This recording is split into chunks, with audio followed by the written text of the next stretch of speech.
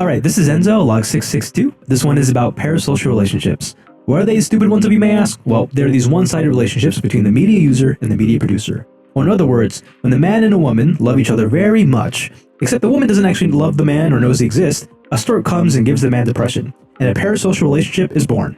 Nowadays, we all have some form of parasocial relationship. Sometimes depression isn't necessary. It became normal that people just watch someone online and start feeling some kind of connection to them, like some kind of widely accepted stalking. Anyways, it seems that parasocial relationships have gotten more and more prevalent as time went by, to the point where an insanely vast number of people see these media producers or content creators as friends, mentors, and in more delusional cases, lovers. So when did this curious phenomenon start exactly? It may be commonly believed that parasocial relationships started in the rise of online use and the personality-driven market, but in actuality, many felt the impact of parasocial interaction from television, movies, and radio many years ago. It's hard to say when the phenomenon came into being exactly, but the term parasocial was coined in 1956 by Donald Horton and Richard Worrell in their article titled Mass Communication in Parasocial Interaction. The article basically goes over how parasocial relationships were formed back then and how they work. They talked about the illusion of intimacy, the way media integrated into people's lives, and how fantasy and imagination filled in the gaps, which are not all that different from what we see today. So we idealize and make stuff up about people that we admire, and that's what we fall for. I mean, none of us really know whoever the people we watch are. Sometimes people put on a stupid little character, couldn't be me. Sometimes they exaggerate their existing personality, but more often than not, it's just really hard to truly know somebody through a screen. I mean, most people are likable until you get to know them, let's be real. No matter how much someone shares online, it isn't the same as knowing someone in person. Those of you who think otherwise, don't come crawling back when your favorite creator whips out their ukulele. The article also demonstrated a great example of this parasocial process from that time, as shown by a Reddit host from that era named Dave Garroway. He commented on the nature of parasocial relationships back then and how he inadvertently created them with his listeners. He stated, "Most Valkyrae in those days was formal and usually a little stiff. But I just rambled along saying whatever came to my mind. I was introspective, tried to pretend I was chatting with a friend over a highball late in the evening. Then and later, I consciously tried to talk to a listener as an individual, to make each listener feel that he knew me and I knew him. It seemed to work pretty well, then and later. I know that strangers often stop me in the street today, call me Dave, and seem to feel that we are old friends who know all about each other." So Garroway basically treated his listeners like friends to simply spice up the media. And it made it so that many listeners felt that spark of intimacy, whether either party was conscious of it or not. His listeners felt that they got a really solid idea of who he was, so internally they started to feel as if they actually knew him, and felt that they were kind of like friends. But parasocial relationships did not just happen with real people speaking directly to an audience. Surprisingly, many people develop parasocial relationships with fictional characters, and the actors playing them, regardless of how much those characters actually reflected their true personalities. So viewers forming parasocial relationships with media personalities are not just based on direct interaction, but also through various techniques that help blur that line between viewer and personality. This could be done by building up an actor's reputation, so the viewers love the actor or actress regardless of the media, or it could be done through the use of the media itself, like making the eyes of the camera feel like the eyes of the viewer. A particularly fascinating technique was illustrated in television where the actors used the mode of direct address to the viewer, and talks to them as if they were conversing personally and privately, which gives off a similar vibe to how Garroway did it, however brief. In other words, there were moments in television and similar media where it felt like the viewers really got to know the actor or fictional character the actor is playing on a personal level, which is non-shockingly what much of recent successful media is all about. I mean, think about it. Whether it's through vlogs, streaming, sharing of personal anecdotes, anime stories, Q&As, whatever, much of today's content centers around the person and their personality. Which makes sense because people are innately wired to want social connections. Moreover, we want comfort, we want to feel safe, and we want to feel that we are a part of something. And that's what today's, as well as some of yesterday's media, often provided. We have progressed to basically cut out the middleman and go to the root of what people crave. You know, acted shows, drawing, singing, dancing, or comedy skits like it used to be. Anybody could do that shit. Even that one girl that makes a tier list about window curtains. Interesting. After all, media, especially something like YouTube, reproduces the feel of face-to-face communication. It creates the social space and it induces emotional experiences. Speaking of, so content progressed to be less about production and talent and more about personality and relatability. As shown before, parasocial relationships aren't a new concept, and personality-based content is also not really new either. However, it is undeniable that parasocial relationships have never been more prevalent than now, and the internet, social media, and online content creation as a whole are largely the cause of that. Moreover, direct viewer-to-creator content has never been more plentiful, with independent video creation via YouTube, live streaming, and social media. But how exactly did that come to be? Was this always the case for online content? Yes and no. The most standard and widely known way of sharing your life to the world is through vlogging, or just talking directly into a camera or recording device. The content, again, is not new. Even before the major online video behemoth YouTube came into being, modern vlogging has been done since the year 2000 by a man named Adam Contris. And once YouTube did get started, the first video was also a vlog by the website's co-founder, and they were many vloggers not too long after that. The major difference, however, was how exactly the content was emphasized.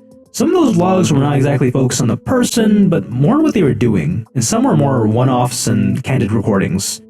Also, of course, there weren't just vlogs at the time, but showcases of talents, skits, and creations. Mostly lip-syncing videos, but yeah, there's a lot of stuff in there. So yes, personality was there, but it's not as big a focus as it is today, where creators have these developed personas the viewers kind of expect out of them. Where personality isn't the bonus, but often the selling point. Over the years, you can see the person becoming the main selling point online, not exactly what they're doing.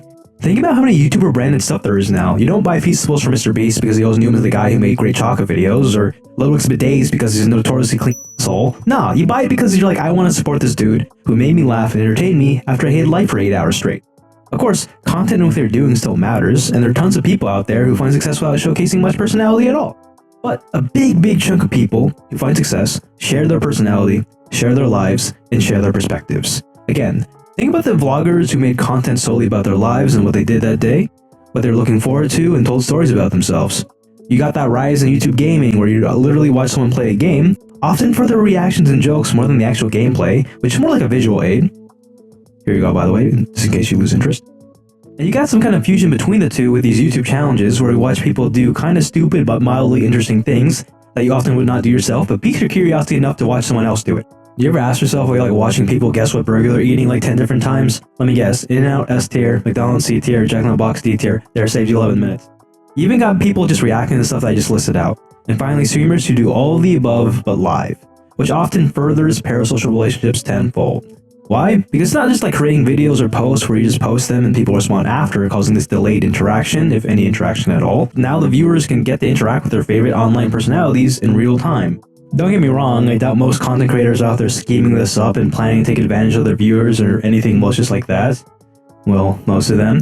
But nonetheless, with YouTube videos, streaming, Instagram, Twitter, getting to know more and more about your favorite creator and forming strong parasocial relationships with them is easier than it ever was before. Now interacting with the person on the other side of your screen is becoming less and less of a pipe dream.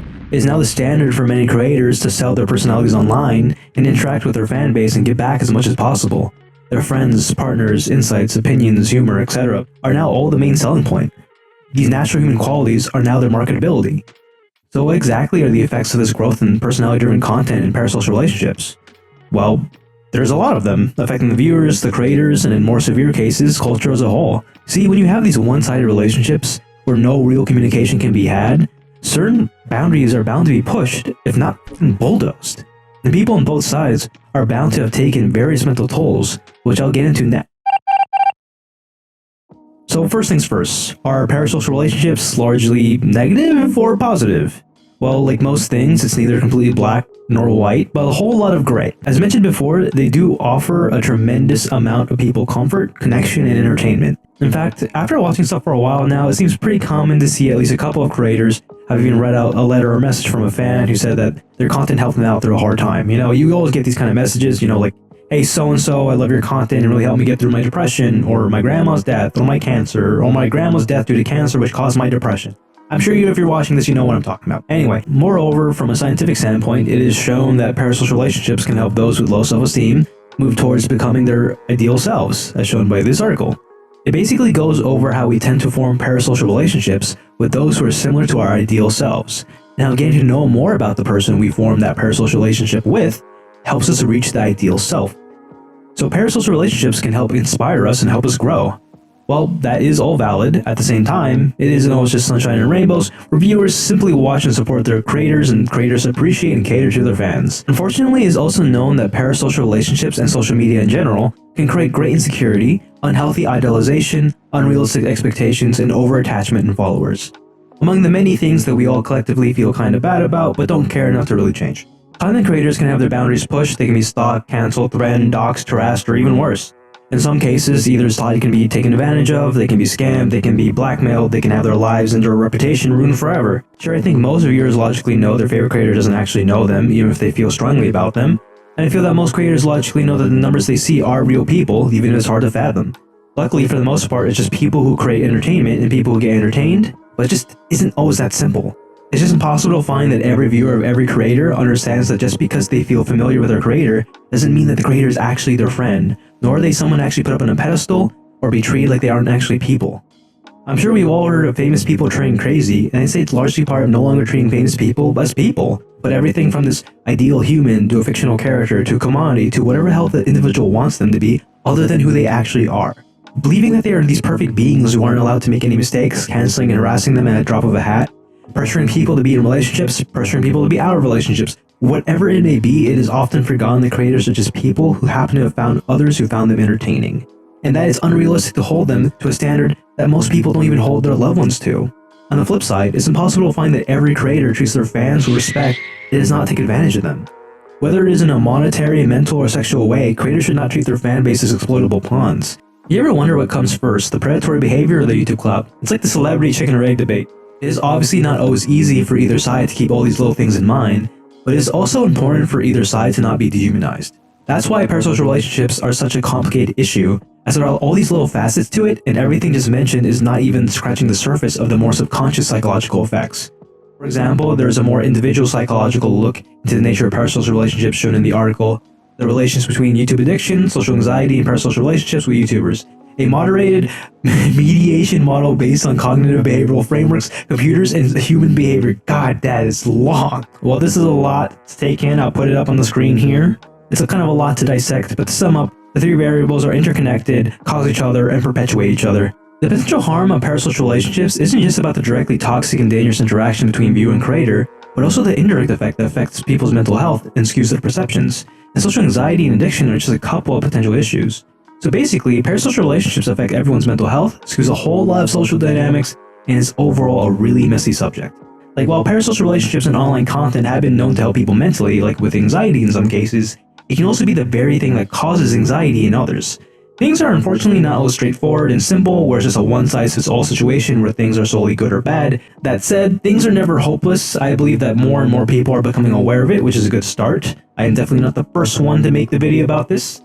Issues like these are not so quick to fix, but at the end of the day, despite everything I mentioned before being mostly negative, there's obviously good in online content, as I mentioned before. I wouldn't make this if there wasn't. I also want that YouTube money. It is just something to be more aware of so we can all collectively keep ourselves more in check, with creators keeping in mind their power and influence, and viewers keeping in mind their one-sided attachment and expectations, with both sides keeping humanity in mind. Anyway, that is the extent of my findings based on what I had the patience to look up. I'm no expert, I just like talking. Anyway, please remember to like and subscribe and all that crap so I can escape this room I'm trapped in.